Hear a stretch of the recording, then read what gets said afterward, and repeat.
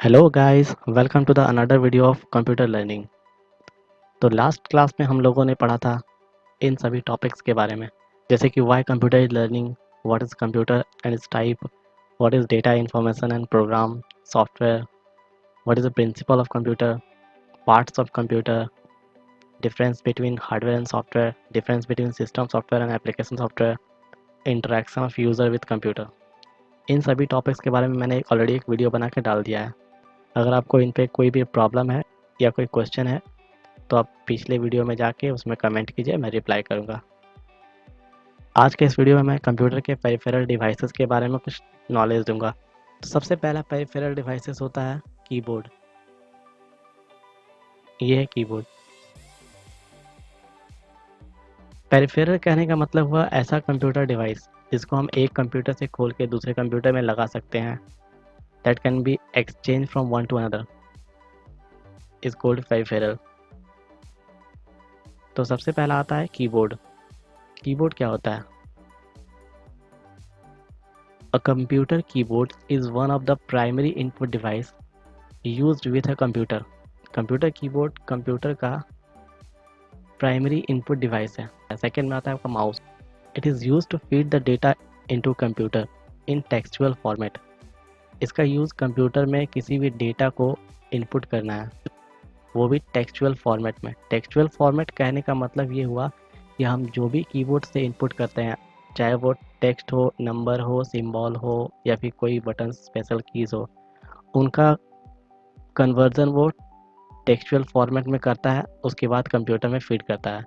अब वो कन्वर्जन करने के लिए वो एक कोड का यूज़ करता है जिसको बोला जाता है ASCII code, ASCII, American standard code for information interchange. एक अमेरिकन कोड है जो कि इंफॉर्मेशन को एक डिवाइस से दूसरे डिवाइस में इंटरचेंज करने के लिए बनाया गया है। Similar to a typewriter, a keyboard is also composed of button that creates number, letter, symbols as well as perform other tasks। जैसा कि हम लोग टाइपराइटर को में देखते हैं बहुत सारे बटन्स होते हैं, वैसे ही ठीक कीबोर्ड में भी बहुत सारे बटन्स होते हैं और इन बटन्स के थ्रू हम लोग किसी नंबर को या फिर लेटर को लिखते हैं या फिर कोई सिंबल को इनपुट करते हैं या कोई other special function like delete, open, insert, play, pause, ये सब को यूज़ करते हैं।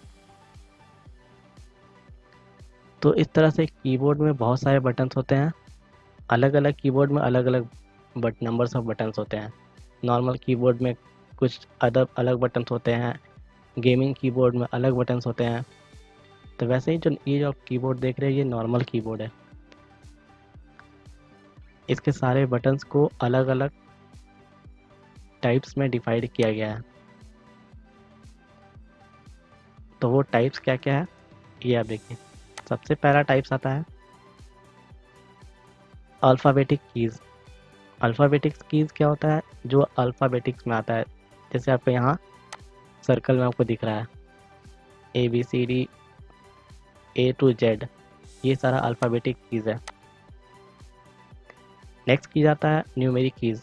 न्यूमेरिक कीज़ 0 to 9, ये आपको यहाँ दिख रहा है। इस साइड का सारा कीज़ को न्यूमेरिक कीज़ बोला जाता है। नेक्स्ट की जाता है फंक्शन कीज़। फंक्शन कीज़ जो कि F1 से लेके F12 तक होता है टॉप रो में। ये F1 से F12 हर बटन में अलग अलग फंक्शंस है। F1 का अलग वर्क है, F2 का अलग वर्क है। ऐसा नहीं कि F1 का हमेशा एक ही वर्क है। F1 का वर्क अलग अलग सॉफ्टवेयर में अलग अलग है। जैसे आप MS वर्ड में F1 खोलते हैं तो हेल्प खुलता है, जबकि एक्सेल में भी वो हेल्प खुलेगा। टैली में ले जाइएगा तो इसका अलग यूज़ है, C++ में अलग यूज़ है। तो अलग अलग फंक्शंस का अलग अलग यूज़ है इन फंक्शन की का।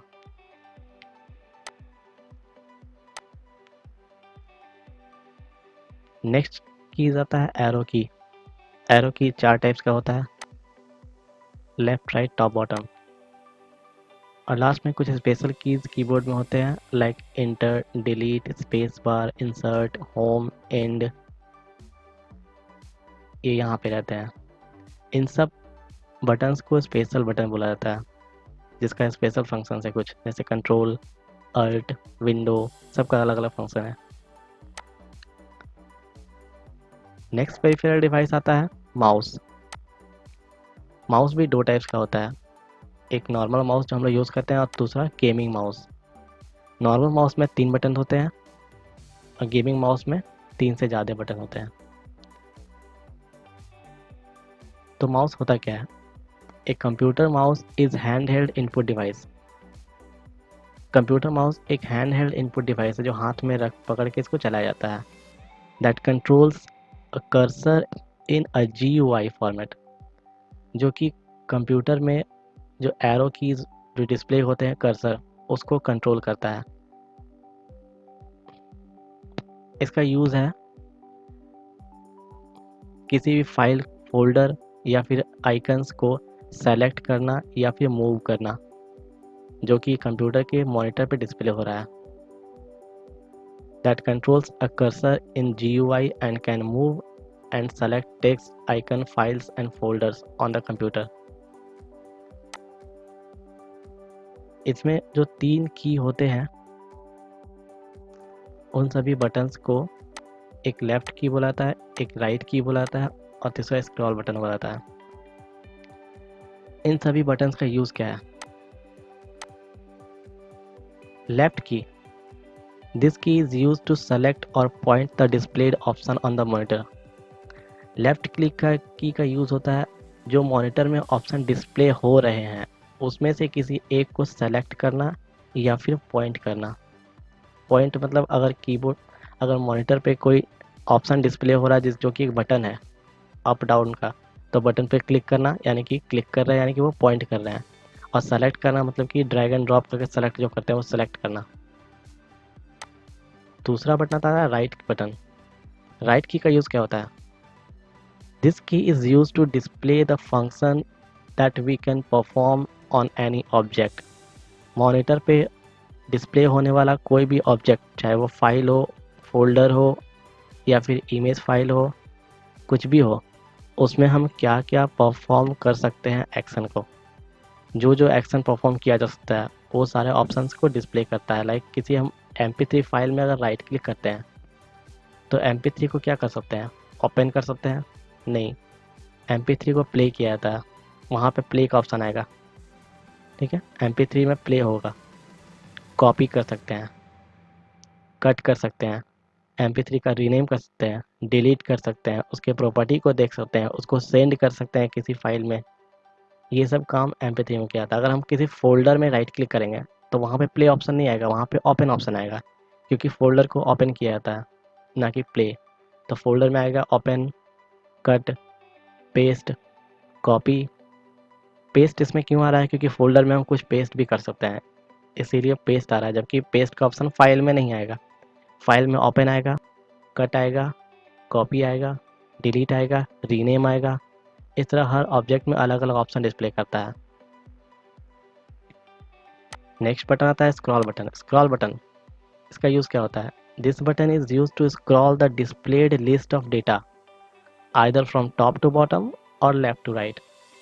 इसका यूज़ होता है मॉनिटर पर डिस्प्ले होने वाले लिस्ट ऑफ डेटा को आइदर टॉप टू बॉटम और लेफ्ट टू राइट स्क्रॉल करना, ऊपर से नीचे इसको मूव करना या फिर राइट टू लेफ्ट मूव करना।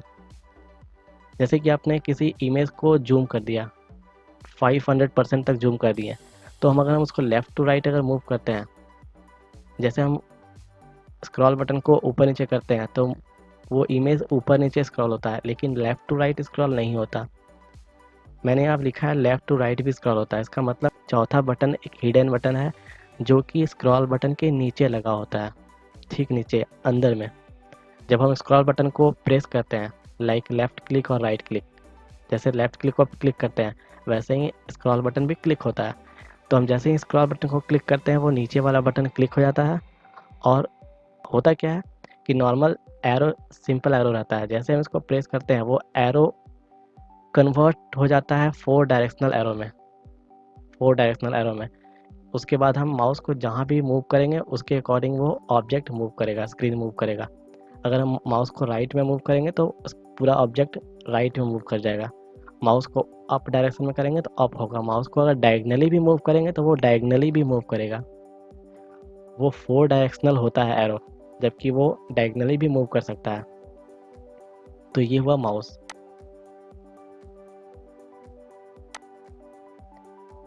नेक्स्ट पेरिफेरल डिवाइस आता है BCR। BCR का फुल फॉर्म होता है bar code reader. Bar code reader is only used for reading barcode printed on the product। इसका यूज़ होता है किसी भी प्रोडक्ट में जो बारकोड प्रिंटेड होते हैं उसको रीड करना, और रीड करके इसका इन्फॉर्मेशन को निकाल के कंप्यूटर में फीड करना। अब उस बारकोड में कुछ नंबर्स लिखे होते हैं, बारकोड रीडर उस नंबर को रीड करता है और उस नंबर से उस प्रोडक्ट के बारे में इंफॉर्मेशन कलेक्ट करके कंप्यूटर में फीड करता है। These code contains the details of the product.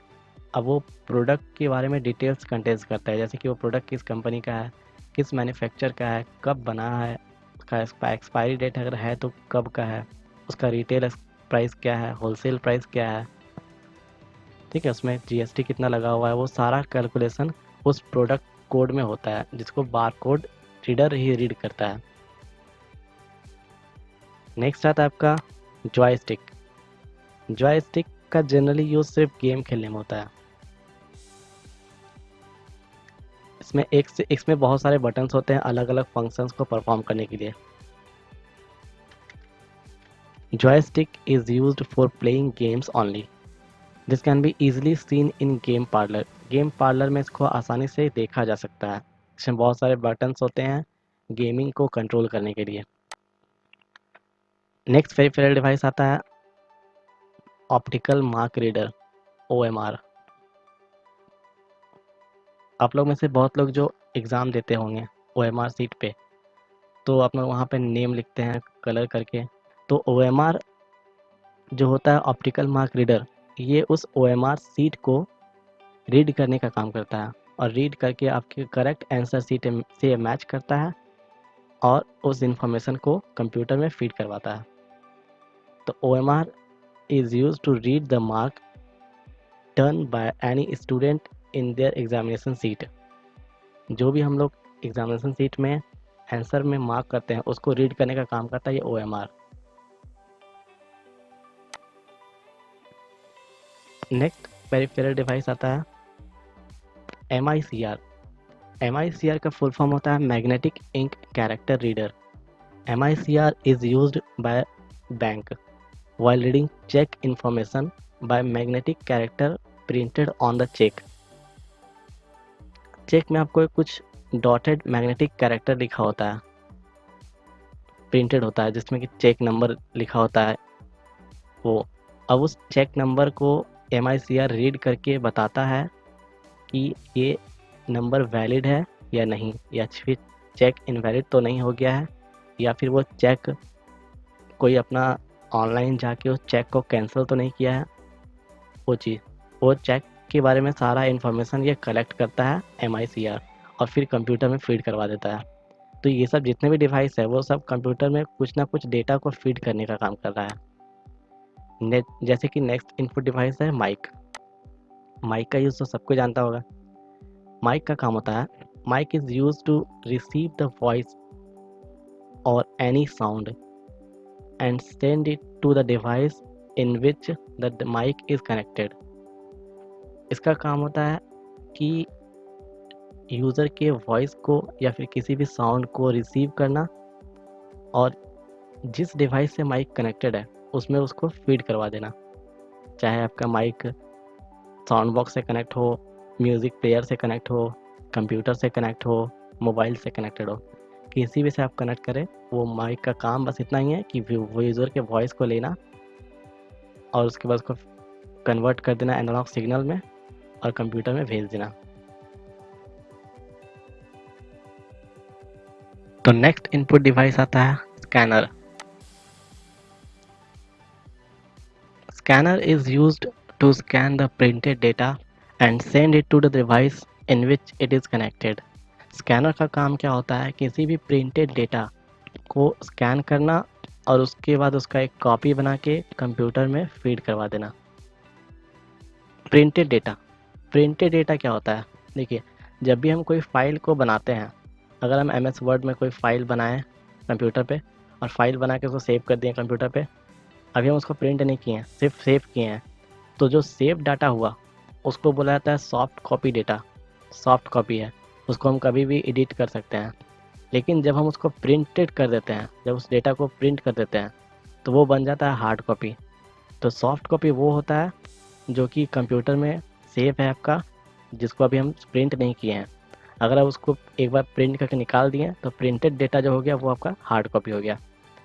तो ये क्या करता है, हार्ड कॉपी डेटा को स्कैन करता है और कंप्यूटर में उसका एक स्कैन कॉपी को स्टोर करता है, ताकि हम दोबारा उस हार्ड कॉपी डेटा का डुप्लिकेट बना सकें या फिर उसको एडिट कर सकें कुछ भी और फिर से रीप्रिंट कर सकें।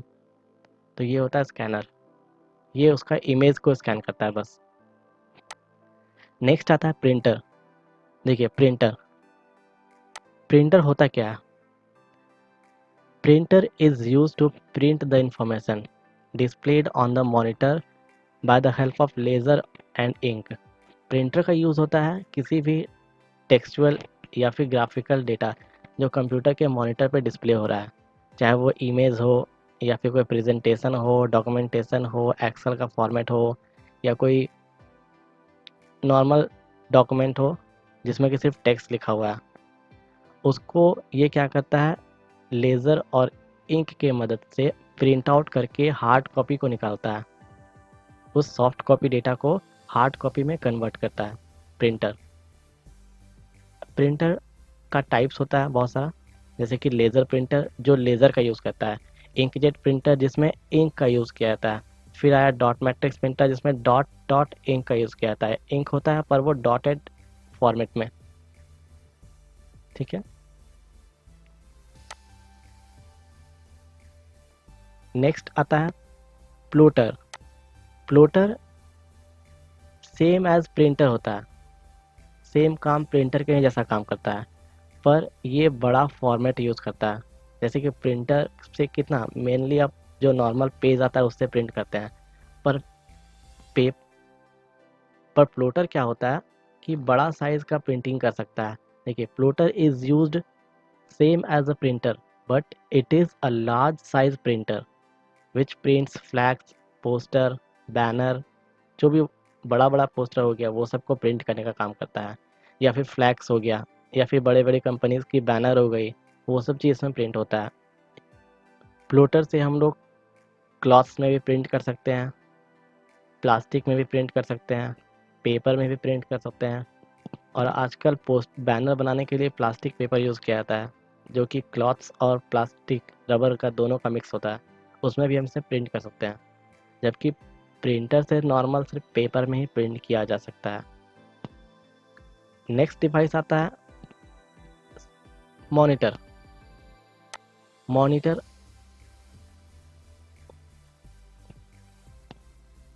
मॉनिटर क्या होता है? Monitor is the main output device which display the work performing in the central processing unit.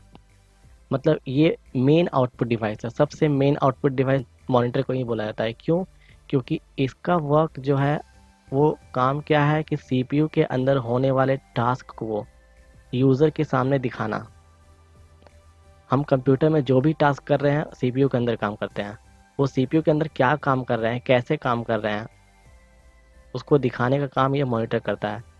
कि हम जैसे कि कोई फाइल को एक फ़ोल्डर से दूसरे फ़ोल्डर में कॉपी कर रहे हैं, तो ये दिखाएगा आपको कि आप फाइल कहाँ पे रखा हुआ है और उसको कॉपी करके आप कहाँ रखना चाहते हैं, वो सब डिस्प्ले करता है।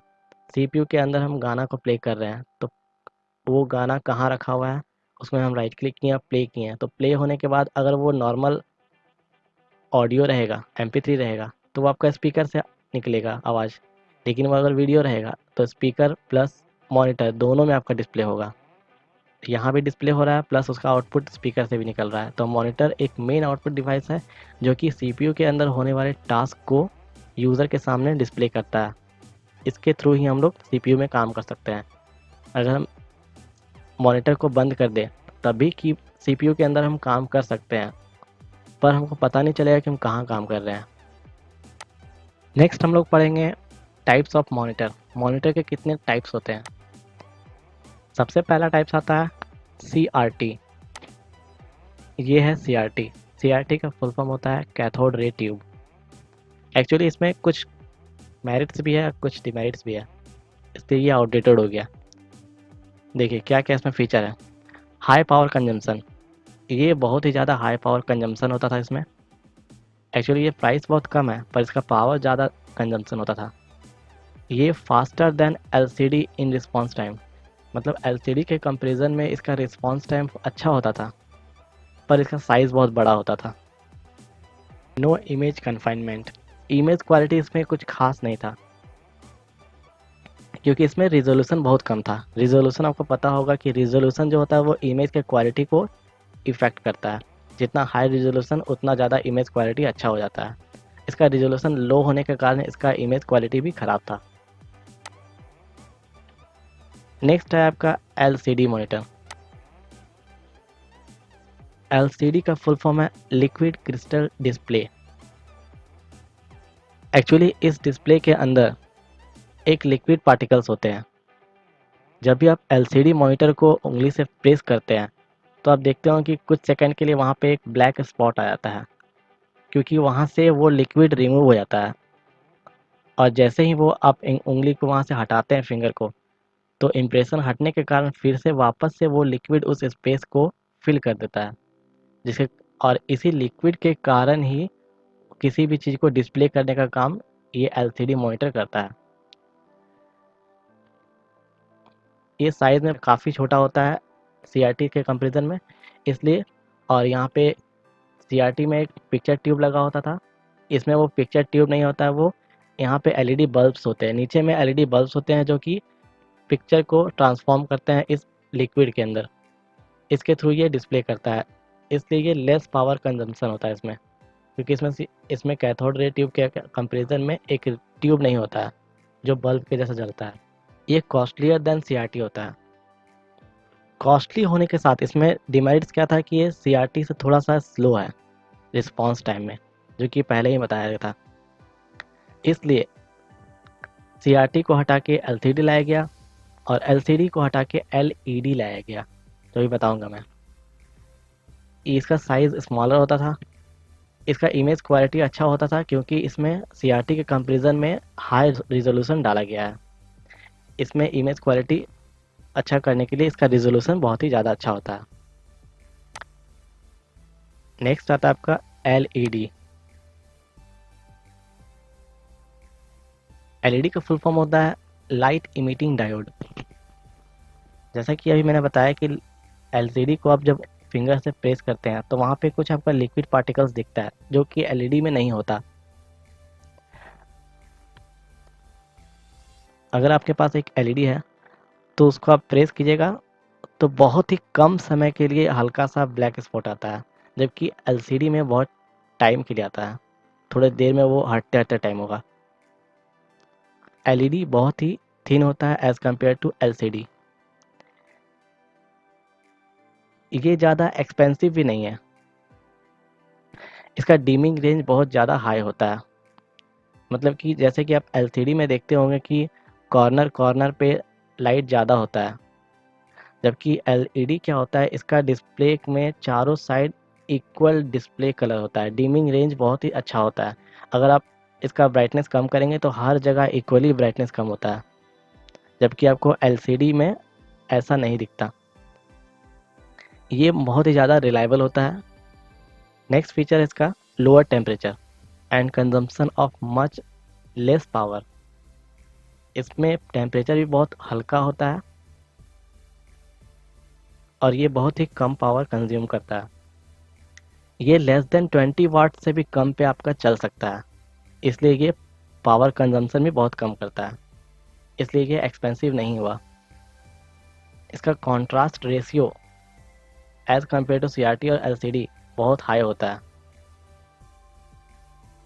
और ये एक LED है, इसीलिए इसका लाइफ स्पैन भी बहुत ज़्यादा होता है। जैसा कि आप नॉर्मल बल्ब भी आप चलाते होंगे LED, तो LED बल्ब्स का भी लाइफ स्पैन जो होता है as compare to filament bulb बहुत ज़्यादा दिया जाता है। और ये LED है, इसमें कोई रे इन्फ्लेक्ट नहीं होता, जबकि आपका सीआरटी में एक रे निकलता है जो कि आपके ह्यूमन आइज़ को इन्फेक्ट करता है। एलसीडी में वो रे कम हो गया, और एलसीडी में वो रे होता ही नहीं है, इसलिए कि इन्वायरमेंट को भी इम्पैक्ट नहीं करता।